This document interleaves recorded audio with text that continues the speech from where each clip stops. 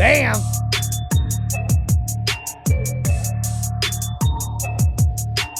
Jayson Waller here, true underdog. I've got my co-host John LeBlanc. What's up, baby? What's up, man? How you doing? Hey, dude, I'm hanging in there. It's Friday. I don't think we got paid this week. I think we got paid last week, so maybe we get paid next week. Yeah. Sun is shining. Solar is working. Mm-hmm. I'm ready to educate and help some folks out there, get them motivated, get off their ass and do something great. I know you had some things you wanted to talk to me about and ask some questions, do some interviewing. It's been a hot minute. I've had some cool guests on, but we haven't talked in a while. I've seen. Yeah.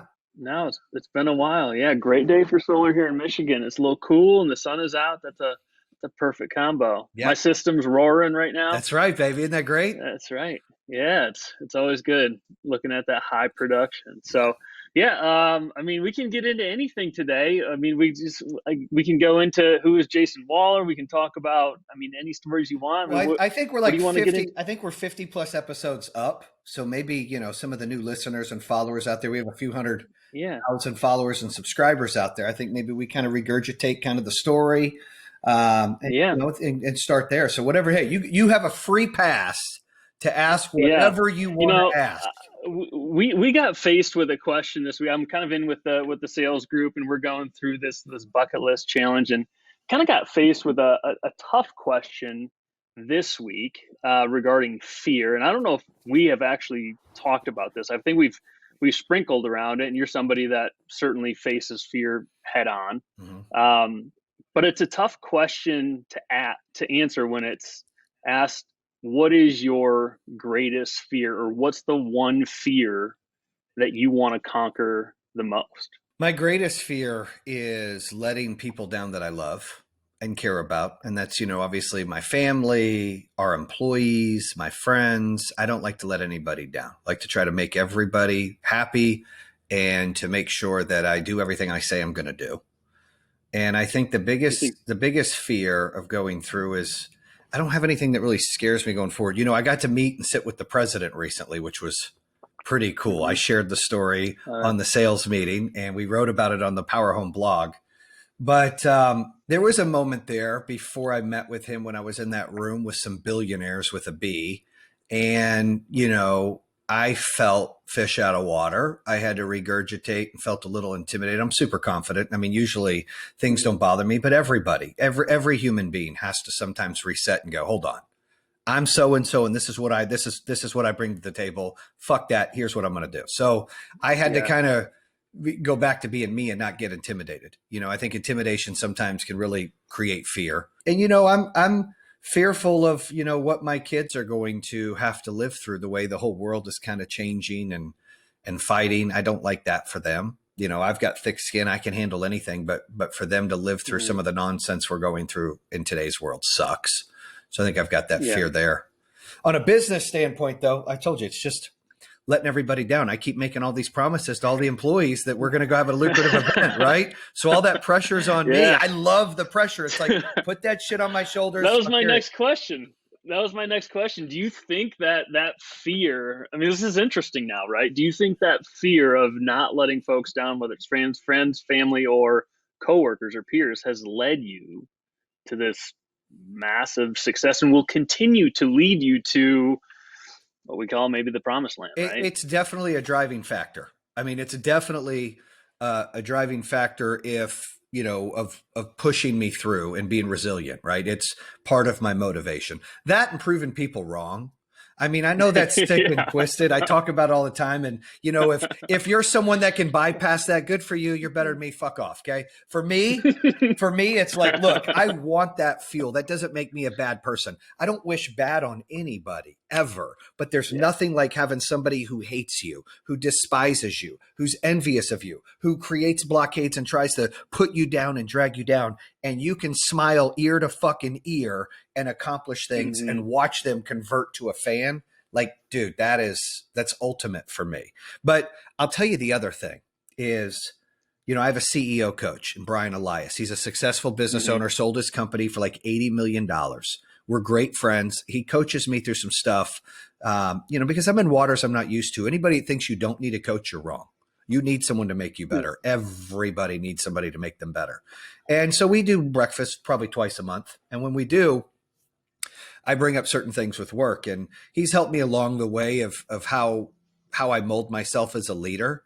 But everybody's different. Like for him to do his event, it was about him getting paid and him moving on to the next step. For me, it's a little Mm-hmm. different. He made a comment to me that really sticks. Whether you make 50 million or 500 million, you're never going to spend it all. So Yeah. not being greedy and making sure that we can give back to our employees who are building our business, right? That is important to me. That is crucial for what we need to accomplish and get there. And I don't want to let anybody down, but I also want to, there's nothing better. You can't put a price on helping people that you don't know or that you do know that work for you. Like there's one thing to help your family. Like, all right, I help my kids. I help my Yeah. mom. I help my dad. I help my siblings. I help, my wife's family, whatever it is, that's a good feeling. Okay. Then when you help an employee, like they're doing better in life, they're buying a house, they're buying their fiance an engagement ring, they're buying a new Mm-hmm. car. That's a great feeling that you can't replace. But even better than that is a random stranger who messages you and says, man, your quote today or your story helped me get through the day. You can't buy that. There's not enough Right. money to get that feeling that you've made a difference in someone's life. And that's what I do the show for. And that's why I love being a part of that. I just signed a book thing where I'm going to do a book before June of next year. I did that yesterday. I signed up Nice. on the book thing. That's So awesome. yeah, Congrats, yeah, man. thanks. So I'm gonna be writing the book. I'm not writing. I'm gonna have a ghostwriter, but um, a lot of things, and just scratch the surface of my experience, and maybe it can help somebody. Maybe some people throw it away, don't care, but if it helps one person, it was worth it.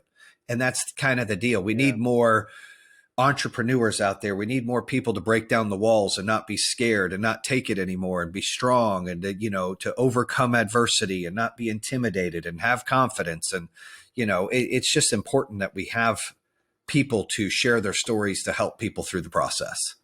Sure. Yeah, that makes sense. The book thing's exciting. That was the first thing I said to you when I first met you, right? You told me a little bit about your story. I was like, dude, you got to write a book, man. I You're know like, no, no, no. you know, it, Now you're doing a it's humbling because it's like, I don't want something to be about me, but then again, it's like, what if it helps people?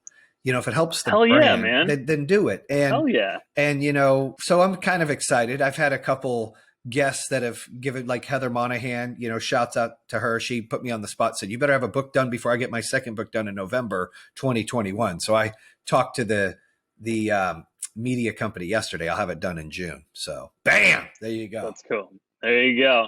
You brought up coach and mentor, and that is important, certainly. But you could go to childhood with this question, or you could talk about it now. But is there like a hero or somebody that you looked up to? It could be fact or fiction, doesn't matter. Someone that you kind of chased either as a kid or maybe right now or both growing up.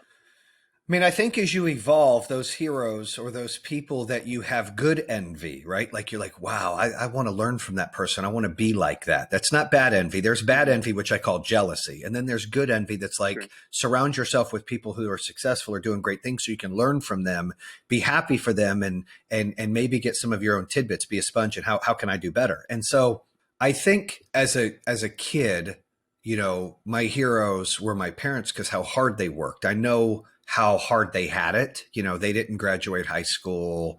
They didn't go to college. My dad, blue collar, worked his ass off, third shift most of the time. My mom, bouncing Mhm. around at grocery stores, working as a cake decorator in the bakery. And then, my dad delivering papers at night, all those things. And I would help him with that. All those things and that hard work. I saw and admired how hard they worked to make sure we had things, right? More than what they had as kids. On the other token, I also saw how they were scared to take chances. My dad had an opportunity to Mhm. do something with his late friend, Mike Roberts, and open Mike had a video store back when video stores were cool, right? Back in the mid Mhm. 90s, early 90s, actually. And he got scared. He stayed at AT&T and moved to North Carolina for benefits for my um, brother and sister had asthma, and Mhm. the blue collar guaranteed paycheck. And I've never read a book or listened to a book. I started listening to a book. A friend of mine said, "Hey, you probably should listen to Rich Dad, Poor Dad." And so I started to listen to some of it. I'm about 3 hours in. And a lot of that is true, but it's also how you interpret things. And I look at that as like most parents, including mine, like, dude, you just got to do good in school and then go to college and get a job. And people don't say, dude, you if your calling is to run a business and motivate people and give people opportunity and add jobs and build an organization or a culture and a brand, they don't tell you that. Parents don't usually tell you that, and a lot of it's because they don't have the experience. So I used to tell myself all the time that I love my parents, that they work hard, but I'm not going to work that hard, and if I Hmm. do, there's got to be more for me. I mean, my dad, as hard as he worked, he couldn't manage money for shit. I mean, he filed bankruptcy multiple times throughout his life. So I would see this Hmm. man work his ass off and then write a check his ass couldn't cash. Right. And so you learn from people around that you care about and you love from their failure. Sometimes you learn. He'd always Yeah. be like, don't be like me, be smarter than me, So I say the same thing. My kids, be better than me. So that I would say as a child, heroes was that. And then as I got older, there's different levels in your life that you look at. And I remember one of the first sales jobs I got, there was somebody that was in the loan officer side. I was working at First Union. He was doing so well. He took me golfing. David something, I forgot his last name. And I was like a good envy, like, wow, like this guy's got it together. He's about 6 years older than me. He's got a brand new car, brand new house, married with kids, doing well. And so you see people like that, you want to hitch at the hip with them and say, how can I get better? And then when I took a shot and opened my own business, there are several people, but, Todd Peterson was someone I followed who did good in security and then solar. And then, I started to learn. I mean, I never did a sales meeting before. I mean, how hard it was. I mean, look, and I'm not tooting my own horn. I'm pretty damn good at getting up and lighting up the room. I speak pretty well. Yeah. I don't stutter. I don't go, I don't do any of that. But there was a time I did. There was a time that I struggled and didn't know what to say, dude. And that's you That's hard to evolve. believe, really, because I've never seen that. Right? It's so bad. It'd be funny to have those recordings of your first few meetings. No, it wouldn't be. So, but you get better, just like anybody else, Yeah. Tom Brady works out to play better, right? You get better, you Hmm. challenge yourself. I remember my wife and kids making fun of me. I'd be on a phone, sell an alarm system. I'd be like, yeah, and then when you get this and this and that was me thinking out loud. And I hear people on our director's call, I won't call them out, that do that a lot. And I'm like, gosh, I remember I used to do that. That person needs to work on that. I could get rid of that. You can get rid of that. And, Hmm. you get better. And then I started really wanting to master my craft of motivating people. And so now I kind of look up to more like a Tony Robbins, right? Or, Hmm. Steve Jobs as an entrepreneur and being a free spirit. How do we, get to the next level and being creative? So, I look at folks like that are kind of my heroes that I chase now, but you need somebody to chase. You need somebody Hmm. to want to be like. You have to. You don't want to copycat exactly, but you want to. I was telling Ben, Ben's our CSO the other day, like 7 to 10 years from now, do we want to go down as legends in the industry? And I don't mean that like for our bragging rights. I mean, like, look what we did for our employees. That was legendary. That was unheard of. Hmm. That is accomplishment to me. Forget the money, right? We give some of that, but like that's the whole deal. Like that, you can't spend it all, but that Yeah. feeling is what I want. We've talked about that before, and that's something super powerful, right? Like having that goal just to like fulfill others is incredible, right? So like maybe that being your 7 to 10 year goal, but to date right now, what's your proudest accomplishment? It can be business, it can be family, it can be whatever. What's your proudest accomplishment? Well, on a family level, I've been married 19 years. It's been a roller coaster, right? Your Hmm. kids raising kids. Liz is my soulmate. She's my best friend. We've got 4 kids, a grandkid. Like, I couldn't ask for anything better. But, you know, we have struggled, in times where it gets hard, life gets hard. And I would say my greatest accomplishment is my family, my wife and kids and who they are to inspire me to try to be better. And then I would say on a business standpoint, I think We're not there yet, but I think us winning all the awards we've been winning with the Stevies, with the Globies, with the Inks, all of those are great. You give kudos to those, but really us adding all the jobs that we do is Mhm. is really cool. I mean, who would have thought you'd own a business and have 1,500 employees that you affect? I mean, It's that's crazy. a big deal, and you stop and look and go, I mean, 1,500 people depend on me every Yeah. day. Like, what am I going to do? And, most people can't handle that pressure. I live for it. I need the pressure. I need to be challenged every day. And, you are on the director's call. I'm an asshole sometimes. I'm like, dude, fuck it. Yeah. I'll make the call. Like, and I feel bad that I'm that way, but Yeah. this business is my child. So I'm going to get Hmm. frustrated at it. I'm going to get pissed at the people in it sometimes and be like, this is unacceptable because this is like a child that you're growing and you want it to be a great adult. And to get there, you've got to shape it up. Yeah. I mean, that's so true.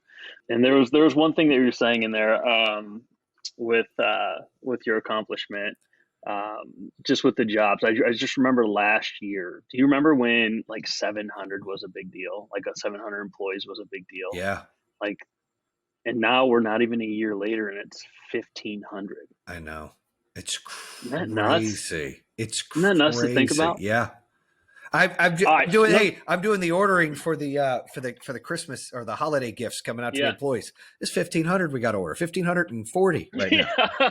I just did that. I Right. was just talking to Lita about that. I'm like, damn. Yeah, it's like having one kid's easy to feed, but when you have five, it's like you got to go to the grocery store all the time, Yeah, right?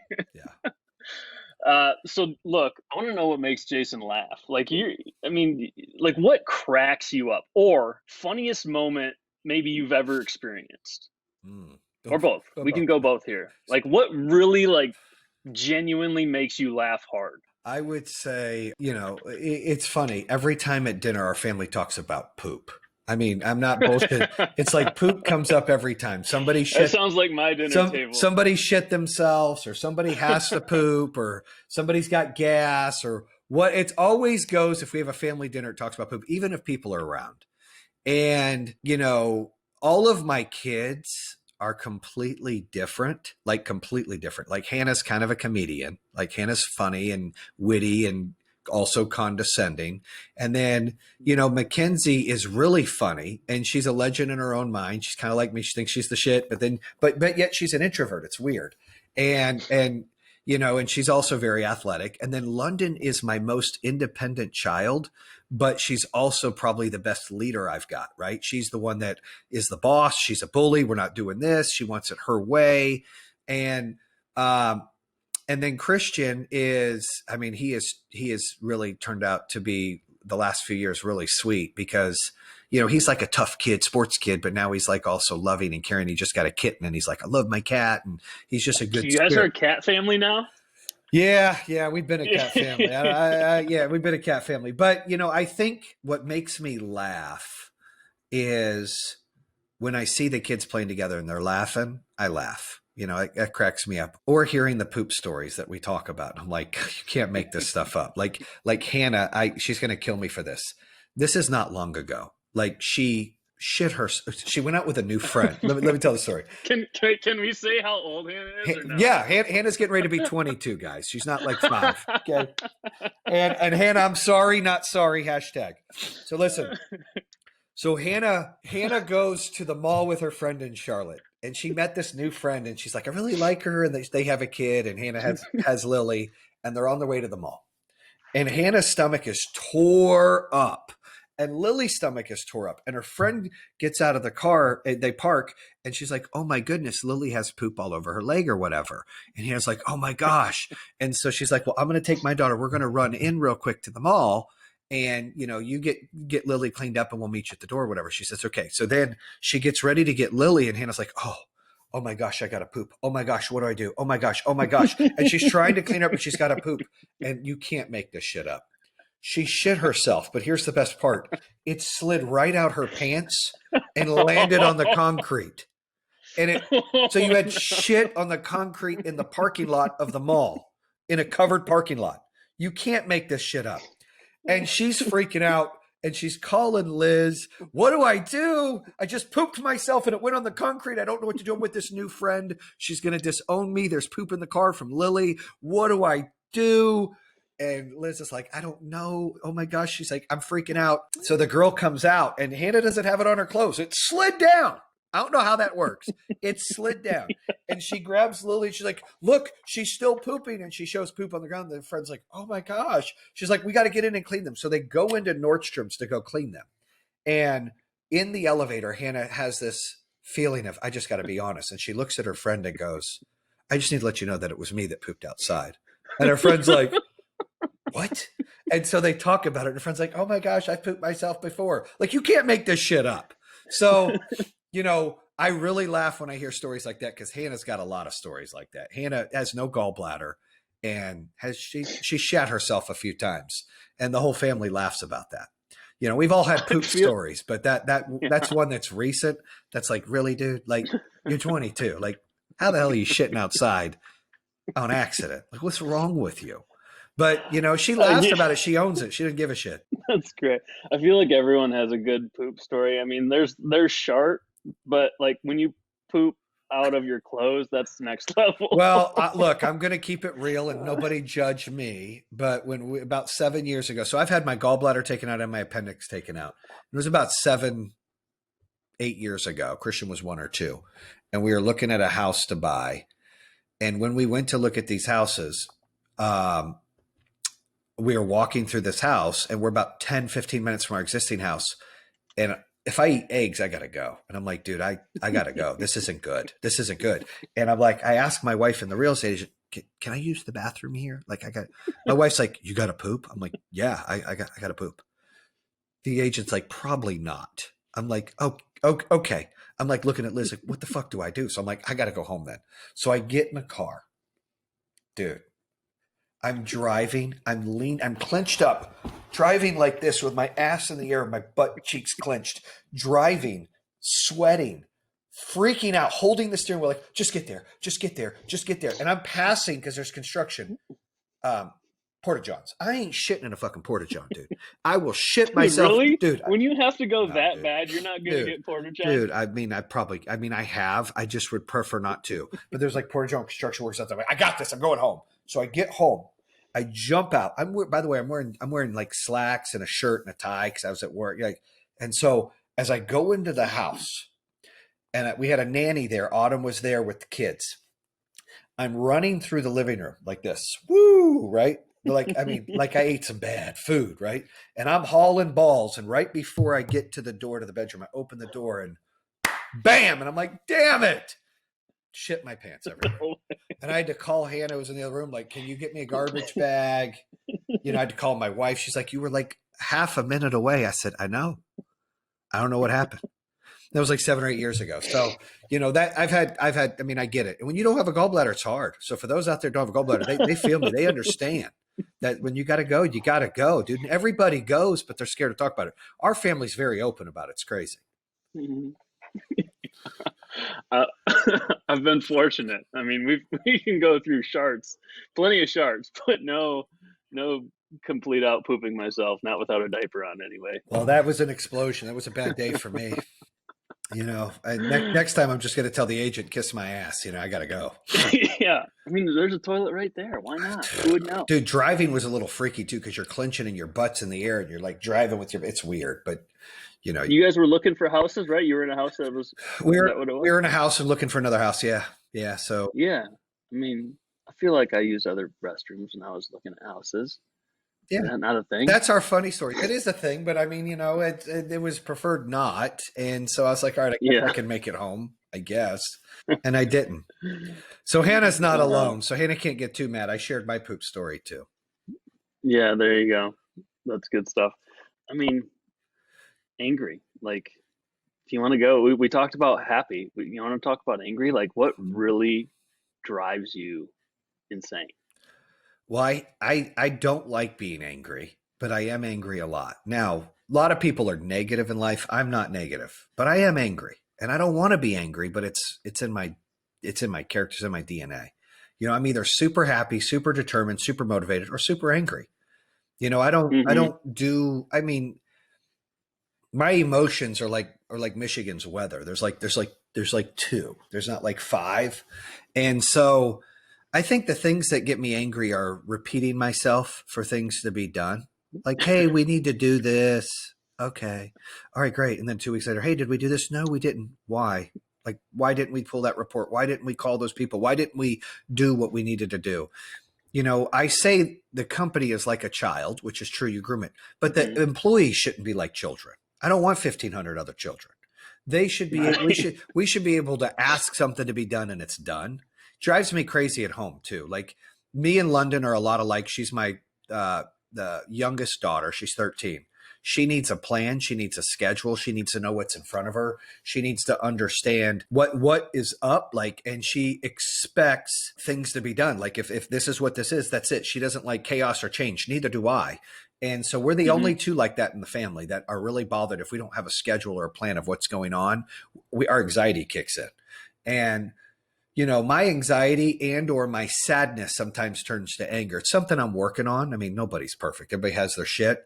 And my thing is like, look, if I get anxiety or I'm stressed, it turns to anger. If I'm sad or down, it turns to anger. It's just how I expose it out, right? And so, I get pissed about that. I get pissed about lying, people lying. You don't ever have to lie. Own your shit, dude. Like if you made a Hmm. mistake, dude, I fucked up, but I can do better. Great. I can move on. You own it. Let's fix it. Let's go. You've seen me do that on calls. But when people Yeah. make excuses and have their hand out and fucking expect everybody else to be blamed for their shit, I can't stand that. I'm like, what are you doing? That's not what we are. That's not who we are. That's not who this company is. That's not who this country's supposed to be. Like, quit asking for a fucking handout. Quit saying it's everybody else's fault. Dude, this is your fucking fault. You wake up, you put your fucking shoes on, you pick if you're going to go left or right. You choose what car you're going to drive. You choose how fast you're going to go. You choose if you're going into work on time or not. It's your fucking choice. Everything in between when your eyes open to your eyes closed is all on you. It's not on anybody else. But too many times people are like, Hmm. well, it's because of this, or I've got a great cloud following me, or this person did this to me. It doesn't fucking matter who does what to you. Your reaction and your day is on you. And I'm not innocent. I fucking get pissed quick and I react wrong and I'm like, shit, that's on me. Why did I explode? Right? I go 1, 2, 10. Like I'm always DTF, and that's down to fight, right? Not down to fight. Like if it's flight or fight, I fight every time. I'm like, let's go. I fight for our company. I fight for our morals. I mean I'm a fighter. I'm a passionate fighter. I don't like to settle, and I don't like to make excuses, and I will own my fuck ups. Like, dude, that one's on me. Like I shouldn't have acted like that. I shouldn't have been a prick. I shouldn't have Hmm. lost my cool. I am human. I'm definitely not perfect. I'm far from it. But I hear too many people make excuses. And, my life was not the hardest growing up. I mean, my wife's life was 10 times harder than mine. I mean, hers was really bad. And, I mean, I lived in less than average America. I mean, it was lower income family Hmm. housing. I lived in a trailer park. My parents worked multiple jobs. I helped my dad deliver papers at night. He filed bankruptcy multiple times. I would work at Boston Market, help pay their bills. Like, I had fake Tommy Hilfigers made fun of. My first car was $300, and I got excited a year later to get $100 paint job from Econo Lube on it. Like, that's why my shoes were dirty. This what happens, right? There was a time I changed my own brakes and fucking brake pads and oil changes. I did all that shit when I was a kid. I mean, couldn't afford to have people do it or take it places. However, I didn't make any of those excuses. I went through some abusive shit as a kid. I bounced out of 5 high schools. I didn't finish high school. I didn't go to college. Like, but I don't make any fucking excuses. I wake up, I make my math. That's what I do. Like, it's not anybody's fault. It's not, it's not, oh, I was born with less. So, somebody needs to, this is bullshit, Hmm. bullshit. And it's sad because a lot of my friends, and I mean, this hurts my feelings. I have a handful of friends that have passed for drugs. We lived in the same trailer park, we hung out, and they just went a different route. And I would hang out with them and they would do stuff. I'd be like, I ain't doing none of that shit. I ain't like that. But some of them have OD'd. Like, it's just sad. And, the world we live in, people give up, they quit, they hide from things. they try to medicate their pain and their stress. And, you know, I get mad. You said angry. I use that shit as fuel to get fucking pissed off and do something about it.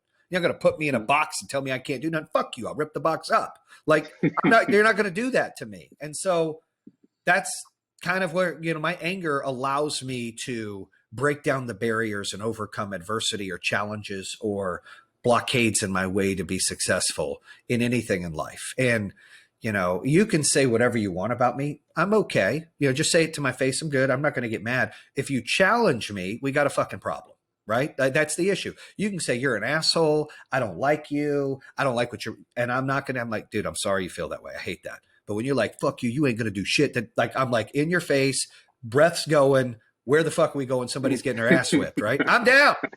And I hate being that way. But listen, to me, that's what gives me the edge I need to help grow our company, because we fight utility companies, we fight the state legislation, we fight everything we can to do what we can for our customers and our employees. And if I was passive and we're not going to fight, we wouldn't be where we're at. So I fight for everybody else, and I fight for my family, and I fight for our employees, and that's what it's about. And, you know, but that's where the anger comes in, is when I feel challenged or boxed. Yeah. And I don't think you have to apologize for that. I wasn't saying sorry. just for the record, or explain yourself. Right. But like, I think that's so true. Just having on the other side, folks understand, right? When there's a high level of emotion attached to something, like you attach your emotion to whether it's the business, family, you know, success, failures, whatever it is, that creates massive action and energy, right? And it's nice having someone with energy in a room. It certainly cheers up a room, or it can motivate or inspire people. So I think internally, you know, if I could add that, you know, inside Power Home, that's the culture. That's what's created, right? Massive action, because we have massive emotion tied to what it is we're doing. And that's super cool to think about. So certainly appreciate the insight on Jayson Waller today. I'm out of questions. Is there anything else you want to certainly tie up here? No, I think, you know, I think the biggest thing is, you know, there was a time, the first 2 years we were open, we lost money. We couldn't add jobs, right? And, you know, the first year we almost closed, and I had to fire everybody and kind of rebuild. And my advice to people out there listening, if you're going to open a business or you're going to take a job or you're going to do anything, first of all, you can't quit. And second, you got to reinvest in the business. This isn't you making money day one. This isn't you getting rich. I didn't get paid for almost 20 months when we first opened. And I put everything I ever made in the first 2 companies back in the business, sold my house on the lake, put that in the business. Like, if you're going to do something and you love it, you got to be all in. Scared money don't make money. I say it all the time. If you're nervous and you're scared, go get that 9-to-5 job. There's nothing wrong with that. There is nothing wrong with that. But if you're not built that way, if God didn't make you that way and you're supposed to do something different, and doing something different doesn't make you better than that, because like doctors, lawyers, art installers, cops, you know, firemen, teachers, they are changing the world every day in what they do. So it doesn't matter. But you also need entrepreneurs. You also need new business owners, new ideas. You need to be, you know, we need inventors. We need people to be futuristic thinking. This is how this is. And so there's a select few of people that are built that way, that they can't do the 9-to-5 because they want to do their own thing. And that's okay. None is better than the other, in my opinion. I always say success is happiness. It's not how much money you made. It's not the accolades that your business has done. Success is being happy in what you're doing. I know so many people that are successful that don't have a lot of money, and they're as happy as apple pie, baby. They're excited and they love life. and, you know, and I envy that. I'm like, damn, I'm always stressed. Sometimes I'm angry, right? Like, and it's a good anger. I'm not like angry at the world. I'm angry at like, whose ass are we kicking today to continue to grow? That kind of anger, right? Like, I'm ready. Let's go. And so I think that for those out there, first of all, for the first responders and the teachers out there, I always say this. I think teachers and cops and firemen and ambulance and military should be paid a hell of a lot more. If we paid them a lot more and we required, you know, better credentials from them, we'd have, you know, the people that teach our kids, the people that protect us in our country, the people that protect us outside of our country, the people that take us to the hospital, the people that put out fires to protect. If we had that, we'd have a better nucleus of people there. It would be great if we treated them like doctors and lawyers. We don't, we should. I can't change that. I'm just saying my opinion. The point to that is those people and everybody, no matter what it is you do, you're making an impact either for that company, either for what, for the kids you're teaching, whatever you're doing. Like you, John, you're, over our training and development, you're affecting every employee that comes in and their livelihood. That is a big deal. You're making an impact on how they're going to do their job to provide for their family and what they think about our company. That is a big deal. And that's what this world is great. That's what America's great. We have all these slots of where people need to fit in of what they do. And nothing is bigger or better than any of them. That doesn't make me better because I own a business. Doesn't mean shit, right? I don't save lives. Doctors in emergency rooms or cops or firemen, those people way more important than I ever could be, right? But for those entrepreneurs out there, for those people that are like, I am built to do that. And not everyone's built that way. Our executive team, none of them are built that way except me and Ben. Our directors, and I love them, none of them are built that way. And that's okay. That's why they're directors. That's not a shot at them. Some people have it and they have to do that and they have to surround themselves and they have to build something, and some don't. And I think that for the entrepreneurs out there, you can't quit. You can't throw in the white flag. You got to fight for what you believe in. You got to be all in. Scared money don't make money. You got to be able to take those chances. And you got to surround yourself with people smarter than you that are loyal and trustworthy, that think and believe what you do. Because there's people out there that will steal, lie, and cheat. And you just got to be wary of that. It's going to happen. It's not if it's going to happen. It's when it happens. And you've got to keep those that are really loyal and that believe in you and will make you better and you'll make them better around you. And if you do those things, if you're opening a business, sky's the limit. But don't judge your business by how much revenue you made or how many employees you did. Judge your business on the impact you're doing in the community and what's fulfilling your inside, because that's really what it is. That's what makes this country, that's what makes this world great, is that kind of stuff, not who's at the top. I mean, everybody's driver is different, but there's different levels. I always say, take the stairs, no elevator. You got to just take your time to get there. And, biggest always isn't the best. Most money doesn't mean shit. It's just money. You can't take it with you. So, but you get one chance, you get one life, love those that you love, care about those that you care about, and work your ass off for what you believe in. If you do those things, I think you're going to be okay. Love that. And there's one thing you said. I mean, I think there's one thing that we can add to that, right? Is the entrepreneur versus the 9 to 5. And even inside of Power Home, right? We talk about it all the time. Own your shit. But like the 9 to 5 can still have the entrepreneur mindset, Yep. right? Owning their stuff, owning their department. There is an it factor when it comes to a true entrepreneur. And you see that in some of our executives. So, well, we tell our good point employees, there. act like you own the company because one day you will. We want Yeah. to give them stock. So they Yep. are an entrepreneur. They are an owner. They own that too. So we want them to take ownership in their departments on purpose because that's who they are. They didn't have to go through all the bullshit or the stress or the nonsense that we did to build that, but they get to reap the benefits by working their ass off every day and being able to have ownership and stock options and value at the end of this ticket. And that is what's really exciting. And that, you're right. You said it, and you're a doctor, you're still an entrepreneur. That's your doctor. Those are your clients, right? You're a teacher, that classroom. I mean, this is what it's about in life. And whatever your calling is, you just got to stay on it. You can't back off. You can't be scared. You can't, you're going to evolve. I didn't know I would own a solar company. I didn't know what the fuck solar was 15 years ago with solar, Yeah. right? So, but I really was intrigued by it in 2012 and 13 and then created a name. And then in 15, we opened up, sold the security company. And it was a long road of learning, like, whoa. But I love it. And I love our customers and I love what we're able to do for them. And I love our vendors and I love our employees. And I mean, I love what we do at night. And that's one of the best things is I feel good about that. Yeah.